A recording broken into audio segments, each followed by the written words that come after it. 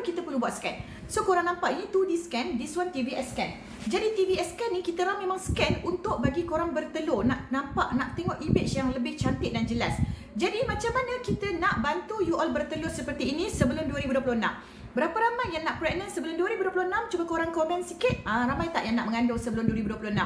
Normal ke keluar warna coklat cair? Tak normal Bella, tapi kalau risau kena datang scan dan buat pap smear.